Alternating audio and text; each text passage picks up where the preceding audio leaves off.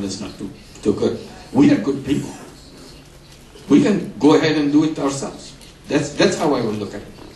But let me ask the second part of the question. Very often a nation will say, or the World Bank will say, we cut poverty in half by 2015 through broad-based economic growth. So if broad-based economic growth happens, we'll do it. If it doesn't, we won't. And there's some lack of recognition that microfinance, properly targeted, can be a great driver on goal number one. So I'm going to go back to the proposal, and we're going to skip on.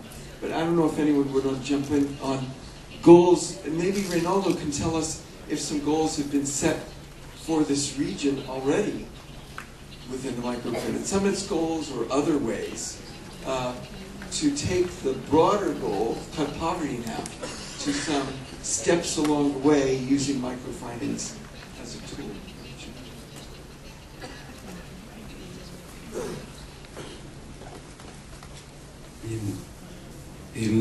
Muchas gracias, Sam. Muy agradecido por compartir este selecto panel. Yo recuerdo el 1996 cuando se organizó la primera cumbre en Washington. En ese momento había un grado de cobertura del microcrédito que estaba emergiendo. Muchos años después, la cobertura y la penetración a nivel global y a nivel Latinoamérica ha aumentado, pero también ha aumentado la población pobre. Los datos recientes que disponemos en nuestra región, a nivel del continente latinoamericano, no estamos llegando a más allá del 10% de la población considerada pobre. Y no hemos cambiado básicamente ese indicador en estos últimos 15 años. Aumenta la cobertura, aumenta la penetración financiera, pero también sigue aumentando la pobreza. Se mantiene, se preserva. Entonces, pensando en este objetivo de reducir la pobreza, yo un poco me adhiero a las palabras del expresidente Toledo, un poco. Lo más importante son los recursos que hay que poner a disposición de las instituciones justamente para que estos recursos puedan llegar justamente en términos mucho más adecuados a las personas que necesitan el microcrédito. Esa propuesta del Fondo Global para el Microcrédito y de lucha contra la pobreza, creo que es una propuesta en la cual todos quienes estamos involucrados en nuestra región y a nivel global también debemos trabajar y probablemente es el mejor momento cuando todo el sistema financiero mundial se está reestructurando, se está rediseñando y por qué no darle pantalones largos a las entidades de microcrédito para que puedan justamente encarar más adecuadamente su trabajo en relación al microcrédito. Pero también tiene que haber cambio en las normas y seguramente vamos a hablar esto, tiene que haber cambio en las legislaciones de nuestros países o los marcos regulatorios, pero yo quisiera simplemente ver el cambio desde la perspectiva de los operadores de microfinanzas. Y en esto creo que hasta ha habido un proceso evolutivo. Antes la concesión del crédito, las entidades bancarias convencionales los otorgaban en función de las garantías que tenían los sujetos de crédito. Posteriormente un poco fuimos a considerar la capacidad de pago que podía tener un determinado cliente. ¿Por qué no pensar ahora un poco de medir, evaluar las solicitudes de crédito en la capacidad de generar ingresos por estas familias, por los potenciales prestatarios de microcrédito? Yo creo que hay varios elementos y me quedo ahí por ese momento, Sam. Thank you. I want to say one more thing, very good, and hand it over to the President.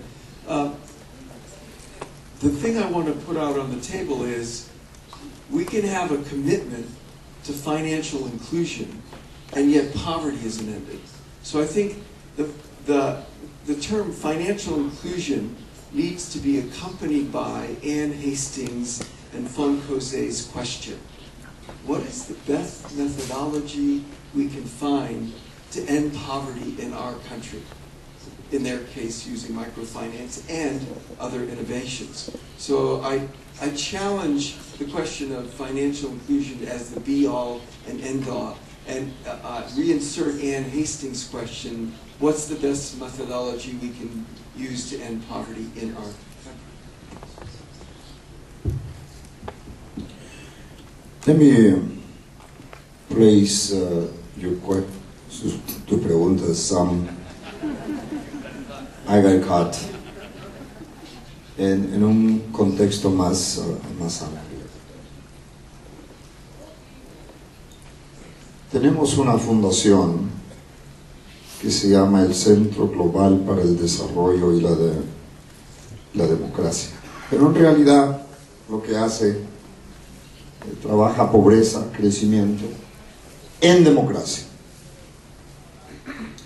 Sam ha participado en una cumbre presidencial en Río en marzo y tenemos 15 indicadores para medir cuánto estamos avanzando en la reducción de la pobreza.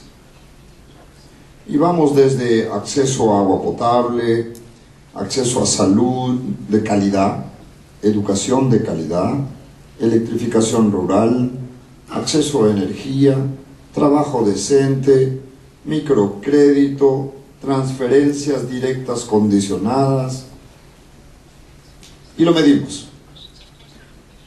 Yo estoy de acuerdo con el profesor Yunus que el objetivo es reducir la pobreza a 50% para el año 2015. Pero estamos aquí entre nosotros hablando con mucha franqueza. Tenemos que medir, tenemos que encontrar una manera de medir si la pobreza ha reducido o no. ¿Cómo nos aseguramos que hemos reducido 50%? ¿Cómo insertamos el termómetro para medir? Tenemos que tener algunos indicadores y que sean medibles. Por ejemplo, si Bangladesh, Bolivia, Perú, encontramos que 35% de la población no tiene acceso a agua potable y desagüe. Bueno, eso es en el año 2007, 2008, cualquiera que sea el año de partida. Pero tenemos que medirlo en el año 2009 para ver cuántas nuevas familias aumentaron el acceso a agua potable o desagüe. Para medir. ¿Por qué digo esto? Porque cuidado, yo conozco a algunos de mis amigos gobiernos que masajean las cifras oficiales. Necesitamos estar seguros que estamos reduciendo la pobreza. Segundo, yo sí creo que el crecimiento económico es muy importante. Antes de esta crisis, América Latina ha venido creciendo a un promedio de 6%. Un crecimiento muy alentador. Promedio para la región. Unos más que otros. Pero promedio, 6%. Sin embargo, ese crecimiento económico no ha estado acompañado con una reducción de la pobreza. Esa teoría de decir, estamos bien porque estamos creciendo, al contrario. La pobreza disminuyó un poquito antes de la crisis. Ahora la crisis solo llevó al río. La pobreza, el crecimiento aumentó, sin embargo la desigualdad en América Latina aumentó. Se produjo crecimiento, se redujo un poquito la pobreza, pero la desigualdad aumentó.